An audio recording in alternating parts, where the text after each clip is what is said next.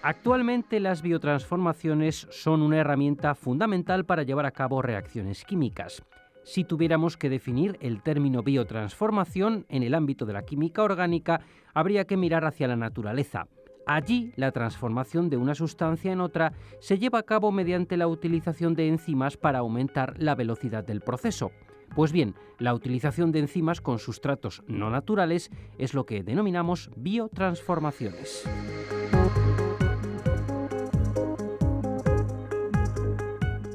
En la mayoría de las reacciones llevadas a cabo en química orgánica se utilizan sustratos no naturales, de ahí la importancia de las biotransformaciones. En los próximos minutos vamos a conocer más sobre estas biotransformaciones, sus características fundamentales, técnicas, reacciones y aplicaciones, y lo vamos a hacer con una destacada experta en la materia.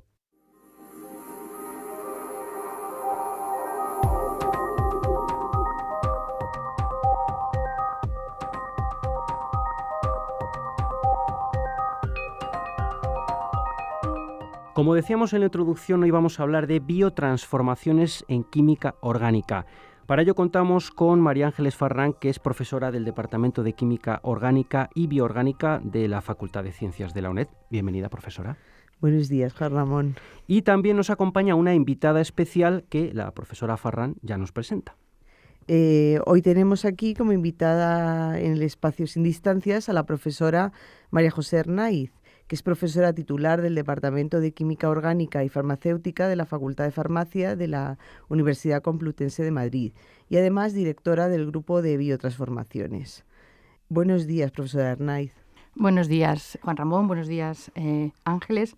Quiero agradecer la invitación a estar aquí en este programa. La verdad que estoy encantada de poder hablar sobre el tema de las biotransformaciones, ya que es uno de mis campos de investigación prioritaria. Sí, buenos días, profesora Arnaiz. Es también un placer para nosotros poder tenerte en nuestro espacio Sin Distancias. Lo primero que me gustaría hacer pues, es también presentar un poco todo lo que has hecho durante tu carrera docente. Es decir, la profesora María José Arnaiz es licenciada en Farmacia por la Universidad Complutense de Madrid, como he dicho anteriormente, y también ha sido alumna nuestra, es licenciada en Química por la UNED. Se doctoró en la Universidad Complutense y cuando terminó su doctorado tuvo una beca Marie Curie de la Comunidad Europea para trabajar en el grupo del profesor David Kraut en el Departamento de Química de la Universidad de Warwick, en el Reino Unido. Después continuó su investigación en la Universidad de Iowa en el grupo del profesor Robert Linhart. En el año 2000 regresó a España y se incorporó al grupo del profesor Manuel Martín Lomas en el Centro de Investigaciones Científicas en la isla de la Cartuja, en Sevilla, cuando hasta el año 2000 permaneció allí y obtuvo su plaza de profesor titular en el Departamento de Química Orgánica y Farmacéutica de la Facultad de Farmacia de la Universidad Complutense. Además de su docencia en Química Orgánica y Farmacéutica, la profesora Arnaiz es la directora de un grupo de investigación dedicado a las biotransformaciones, que es precisamente el tema que vamos a tratar en el día de hoy. Y es también secretaria de la Sociedad Española de Biotecnología y esta es una de las razones por la cual le hemos invitado a venir. Y en primer lugar nos gustaría que nos explicara pues, cosas sobre las biotransformaciones, qué son, qué papel tienen en la química orgánica moderna y otros aspectos interesantes. Bien, pues hechas las presentaciones vamos a alternarnos en las preguntas. La profesora Farrán comienza con la primera pregunta, nuestra invitada. A mí me gustaría en primer lugar que nos definieras el término biotransformación en química orgánica. Para definir una biotransformación tenemos en primer lugar que mirar la naturaleza. Las transformaciones de las sustancias se llevan a cabo en la naturaleza mediante la utilización de enzimas o células que van a aumentar la velocidad de los procesos de reacción. Cuando utilizamos una enzima con un sustrato no natural, es lo que vamos a denominar una biotransformación. La mayor parte de las reacciones que se llevan a cabo en química orgánica vamos a utilizar sustratos no naturales. Por lo tanto, las biotransformaciones son una herramienta muy importante hoy en día para llevar a estas reacciones en química orgánica. Especialmente tienen las enzimas una ventaja muy importante, que son selectivas. Pueden ser quimio, regio o estereoselectivas, y esto es muy importante dentro de la química orgánica. Tradicionalmente, muchas de las reacciones en química orgánica no van a transcurrir con el 100% de la selectividad, y en el caso de las enzimas sí que podemos llegar a obtener ese 100% de selectividad. También es muy importante el decir que estas reacciones catalizadas por enzimas las podemos luego escalar a nivel industrial. Entonces estaríamos hablando de una aplicación industrial de las biotransformaciones que podríamos denominar biocatálisis. Y eso a día de hoy es muy importante en la química orgánica.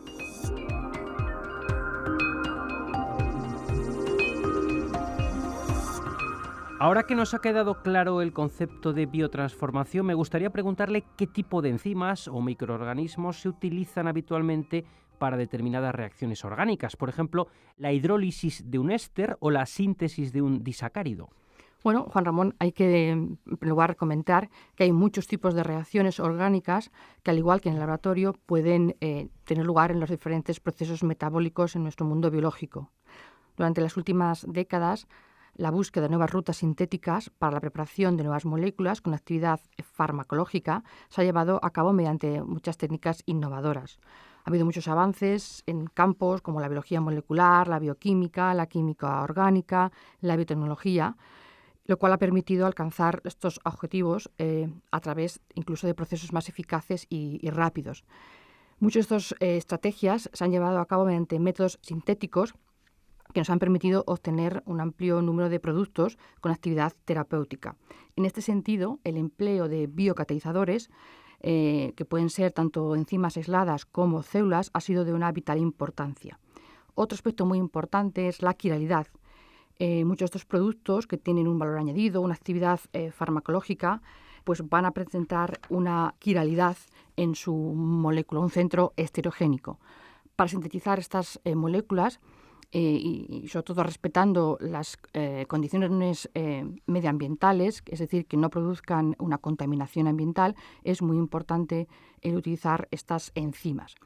Las enzimas a día de hoy que se pueden utilizar en química orgánica, un poco ya respondiendo a tu pregunta, se dividen fundamentalmente en 6 grupos: oxidorreductasas, transferasas, hidrolasas, liasas, isomerasas y ligasas. La mayor parte de los procesos biocatalíticos, la mayor parte de las biotransformaciones se van a desarrollar utilizando fundamentalmente hidrolasas. Hablamos de un 60% de las aplicaciones en química orgánica son llevadas a cabo por enzimas hidrolíticas. El segundo grupo importante de enzimas utilizadas en química orgánica son las oxidorreductasas, ya hablaríamos de un 25%, y luego hay otros grupos que ya hemos comentado, como las transferasas, liasas, isomerasas, que solamente constituirían el 15% restante. Quiero señalar que en el mundo de la química orgánica es muy importante las liasas, aunque estamos en ese porcentaje bajo, pero van a ser capaces de formar los enlaces carbono-carbono. La química orgánica es la química del carbono, luego también son unas enzimas que tienen un alto potencial. También quiero señalar que hay muchos ya procesos industriales, procesos biocatalíticos, donde ya están implementadas estas enzimas como catalizadores dentro de la industria química. Hablaríamos de un 10%. En estas aplicaciones industriales, las enzimas hidrolíticas son también las más utilizadas en estos procesos biocatalíticos. Sí, se me ocurre que, por ejemplo, las reacciones de oxidación y reducción en química orgánica, que normalmente suelen usar metales que son difíciles después de eliminar y reciclar, pues se me ocurre que ¿qué tipo de enzimas podríamos utilizar para llevar a cabo este tipo de reacciones? Bueno, la respuesta a tu pregunta es sencilla. Las oxidorreductasas constituyen una alternativa muy atractiva, muy importante desde el punto de vista medioambiental frente al empleo de catalizadores químicos que generalmente en este tipo de reacciones conlleva la utilización de metales de transición. Hay que señalar que aproximadamente un 25% de las enzimas conocidas a día de hoy pertenecen a la familia de las oxidorreductasas y el número de las mismas que se encuentran disponibles comercialmente está en continuo incremento. En estas enzimas REDOS catalizan un amplio espectro de reacciones de oxidación y de reducción y las podemos clasificar en 2 grupos principalmente. Las primeras serían las oxidasas y peroxidasas, que emplean oxígeno molecular como agente oxidante, y el segundo grupo serían las oxigenasas, mono y dioxigenasas y deshidrogenasas, que requieren además el uso de coenzimas solubles complejas. El principal inconveniente para el empleo industrial de estas enzimas, sin duda van a precisar un cofactor.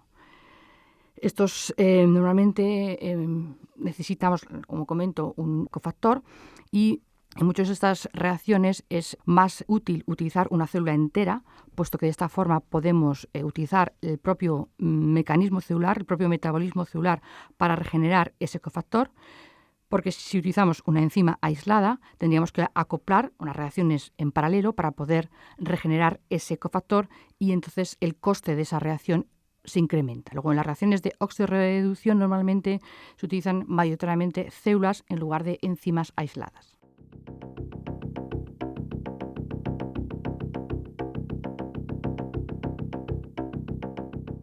¿Nos podría explicar qué tipo de técnicas se utilizan para aislar las enzimas, qué tipo de disolventes orgánicos toleran, ya que muchas reacciones orgánicas no pueden llevarse a cabo en agua? Bueno, las enzimas, como todos sabemos, tienen una naturaleza proteica y, por tanto, pues se van a poder purificar al igual que las proteínas. Existen diferentes estrategias para la búsqueda de nuevas enzimas naturales, porque en primer lugar hay que buscar esas enzimas. Las metodologías para la búsqueda de enzimas, en primer lugar, pues podemos señalar el screening de nuevos organismos productores de enzimas. Normalmente vamos a buscar esos microorganismos en diferentes fuentes naturales. También podemos utilizar la metagenómica o el molecular screening. Normalmente en estos casos, una vez que ya hemos detectado que en ese microorganismo hay una enzima, hay que llevar a cabo el aislamiento de la misma. Para ello vamos a romper la célula y posteriormente vamos a llevar a cabo la purificación de esa enzima o proteína. Tras su aislamiento, ¿qué estrategias vamos a utilizar? Pues vamos a utilizar las estrategias de purificación de proteínas, pues como pueden ser las cromatografías por exclusión molecular, hidrofobicidad, intercambio iónico, columnas de afinidad. En fin, hay muchas estrategias convencionales para purificar proteínas. Y, por supuesto, también podemos obtener nuevos biocatalizadores mediante el empleo de la ingeniería genética. Es muy importante resaltar las estrategias para obtener estos nuevos y mejores biocatalizadores de uso industrial. Una vez que tenemos estos catalizadores, también quiero señalar que estos catalizadores se pueden inmovilizar y también podemos jugar con la ingeniería del medio. Al inmovilizar, lo que vamos a conseguir es reutilizar este biocatalizador varias veces. Y a la hora de jugar con la ingeniería del medio de reacción, pues podemos hacer que estas enzimas puedan trabajar en medios orgánicos. Y es un poco contestando a la pregunta de las enzimas si pueden ser utilizadas en disolventes orgánicos, pues la respuesta es claramente sí. De hecho, las enzimas pueden llegar a ser más estables en presencia de disolventes orgánicos hidrofóbicos. Las enzimas son proteínas que van a estar rodeadas por una capa de agua fuertemente unida por puentes de hidrógeno. Normalmente, en presencia de estos disolventes hidrofóbicos, esta capa de hidratación no se va a romper.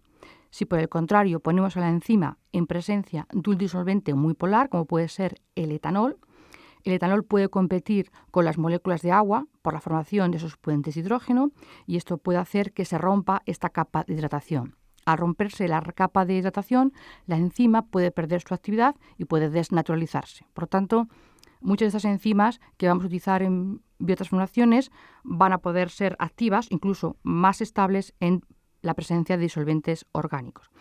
O sea, las ventajas de trabajar en medios orgánicos pues, son varias. En primer lugar, vamos a poder recuperar los productos como consecuencia de la omisión de etapas de extracción durante la purificación. Otro aspecto muy importante es la mayor parte de los sustratos que utilizamos en química orgánica son sustratos no polares, sustratos hidrofóbicos. Luego vamos a poder incrementar la solubilidad de estos sustratos al trabajar con disolventes hidrofóbicos, y ello va a generar un aumento de la velocidad de reacción. Un medio orgánico es un medio normalmente hostil para la vida de las células, por lo tanto la contaminación microbiana va a ser despreciable. La posible desactivación o la inhibición causada por los sustratos y los productos lipófilos se reduce al mínimo, puesto que su baja solubilidad en los disolventes orgánicos conduce a una concentración local reducida en la superficie de la enzima. Además, otra ventaja es que algunas reacciones secundarias, como puede ser la hidrólisis de grupos lábiles, posibles racemizaciones, polimerizaciones de quinonas, son dependientes de agua y, por tanto, si trabajamos en medios orgánicos y suprimimos el agua, esas reacciones secundarias no se van a producir. Como he comentado, las enzimas se pueden inmovilizar. Es una estrategia muy interesante desde el punto de vista de la posible reutilización del catalizador, pero si trabajamos con una enzima disuelta en disolventes orgánicos, muchas veces no hace falta inmovilizarla, porque la enzima no va a ser soluble en el medio de reacción, porque las enzimas son hidrófilas, y entonces las podemos recuperar, una simple filtración, o sea, no haría falta esa inmovilización de la enzima al trabajar con disolventes orgánicos y podríamos reutilizar el catalizador. No obstante, al trabajar en medios orgánicos también se pueden utilizar enzimas inmovilizadas. Hay muchas estrategias para inmovilizar enzimas, pero al trabajar con disolventes orgánicas, una de las estrategias más utilizadas es la inmovilización por absorción. La inmovilización por absorción quiere decir que no hay una unión covalente con el soporte, sino que están absorbidas por interacciones iónicas, puentes de hidrógeno, y no es una unión muy fuerte, pero al trabajar en disolventes orgánicos, de nuevo, no vamos a tener disolventes que van a producir la desorción de la enzima. Si trabajamos con disolventes polares, esos puentes de hidrógeno, esas interacciones iónicas podrían desorber la enzima del soporte. Algunas de las reacciones responsables de la desnaturalización de las enzimas son mediadas por agua. La hidrólisis de enlaces peptídicos necesitan la presencia de estos medios acuosos. Por lo tanto, el trabajar en disolventes de nuevo orgánicos, pues vamos también a reducir esta posible desnaturalización de la enzima. Por lo tanto, espero haberos convencido de las múltiples ventajas y la posible utilización de estas enzimas en disolventes orgánicos.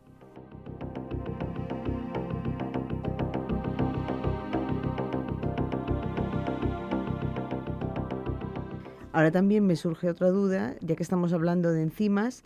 ¿Es posible usar técnicas de ingeniería genética para producir enzimas que sean capaces de catalizar reacciones que nos interesan a nosotros? Ángeles, por supuesto. Como ya he comentado antes, también podemos obtener estos biocatalizadores o nuevos biocatalizadores mediante la ingeniería genética. Para ello vamos a utilizar dos estrategias fundamentalmente.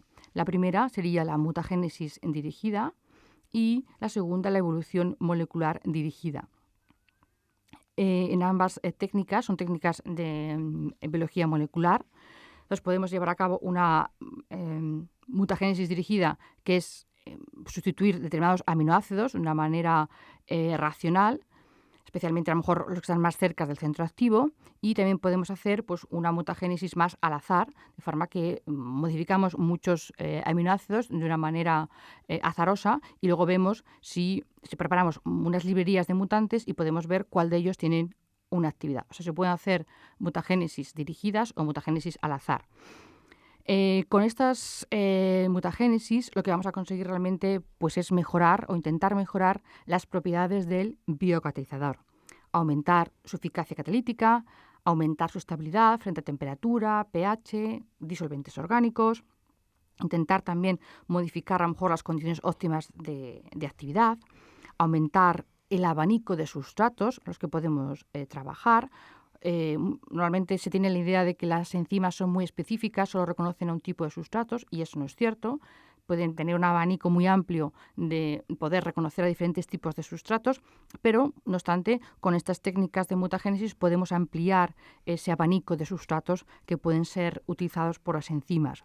Y, muy importante, también la búsqueda de nuevas actividades. Podemos realmente a día de hoy, con estas herramientas de biología molecular, pues diseñar enzimas a la carta, incluso enzimas que puedan llevar a cabo reacciones que hasta ahora no están descritas, que puedan ser llevadas a cabo por las enzimas. Como en la actualidad debemos cuidar el medio ambiente y minimizar los residuos químicos, me parece que este tipo de reacciones pueden contribuir a hacer los procesos químicos más sostenibles. ¿Puede brevemente comentarnos qué ventajas e inconvenientes presentan las biotransformaciones con respecto a los procesos químicos tradicionales? Como ya he mencionado, uno de los retos sin duda muy importantes de la biocatálisis es su afán de servir como una herramienta destacada dentro de la química sostenible. La química sostenible viene del término green chemistry y se puede definir como el diseño de productos y procesos químicos que eliminan o reducen el uso y la generación de sustancias contaminantes.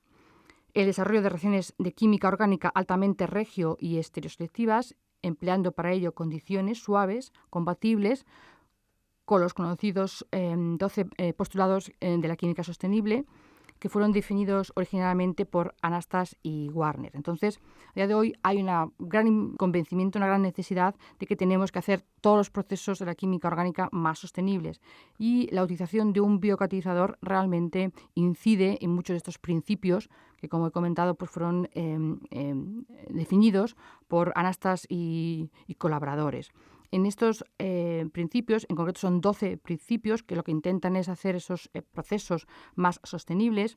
Pues como digo, hay muchos de ellos que tienen una gran relación con la biocatálisis, con las biotransformaciones. En primer lugar, ya hemos comentado que los procesos catalizados por enzimas o por células son procesos altamente selectivos.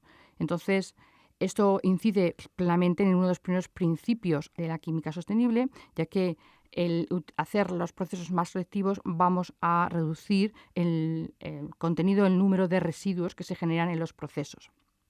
Otro aspecto importante de las biocatálisis, de las biotransformaciones, es que vamos a trabajar en unas condiciones suaves de temperatura, de pH, y también vamos a evitar muchos procesos de protección y desprotección. En la química orgánica tradicional, pues las reacciones pues, conllevan muchos pasos porque hay que proteger, desproteger, activar. En el caso de las enzimas son reacciones que no necesitan todos esos pasos secundarios, lo que de nuevo vamos a reducir toda la emisión de desechos y residuos. Por lo tanto, incidimos en muchos de estos principios de la química sostenible. Otro punto muy importante, vamos a utilizar materiales que no son peligrosos. Las enzimas son sistemas biológicos, son moléculas biodegradables, que no va a tener ninguna peligrosidad para la salud humana y el medio ambiente. Por lo tanto, también vamos a incidir, en este caso, en el cuarto principio de la química sostenible. Vamos también a utilizar recursos de fuentes renovables. Podemos aislar enzimas de esos biomasas, de esos residuos. También podemos utilizar esos residuos como sustratos para nuestras enzimas. Luego vamos a reutilizar y vamos de nuevo a incidir en la eliminación, en la no utilización de productos contaminantes y también en la reducción de los residuos. Los procesos catalíticos son altamente estequiométricos, lo cual vamos también a mejorar el proceso y a reducir de nuevo la utilización de materiales innecesarios. Y, como ya hemos comentado, muchas de las reacciones se pueden llevar a cabo en disolventes orgánicos, pero también se pueden llevar a cabo en el agua, que es un disolvente universal. Y además, quiero también incidir, porque, bueno, ya he comentado, la química sostenible a día de hoy es una herramienta muy importante a nivel de la química orgánica y también existen cada vez más nuevos disolventes orgánicos, disolventes sostenibles o más sostenibles de los que ya existen o los disolventes tradicionales. Entonces, estos disolventes orgánicos sostenibles también se pueden utilizar con una enzima, una célula. Por tanto, de nuevo, pues estaríamos buscando estrategias para llevar a cabo reacciones de química orgánica tradicionales en condiciones mucho más amigables con el medio ambiente.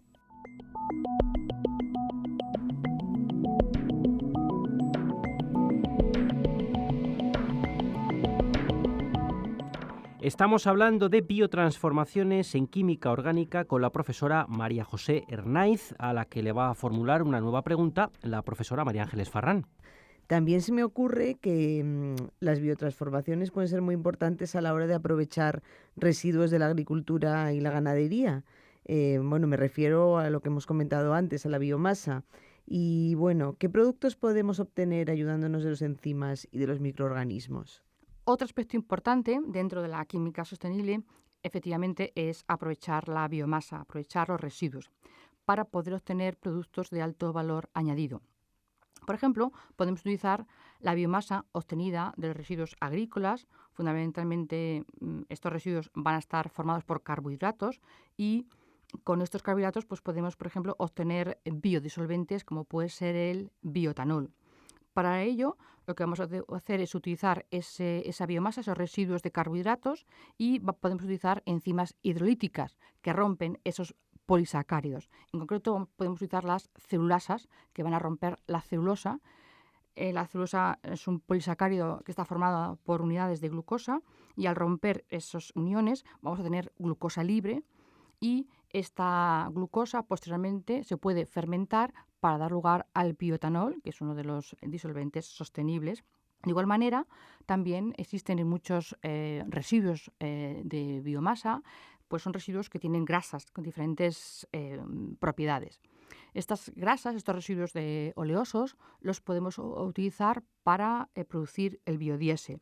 También está ahora muy de moda, ¿vale?, el poder utilizar este tipo de carburantes. Y en este caso, lo que vamos a hacer es modificar las grasas.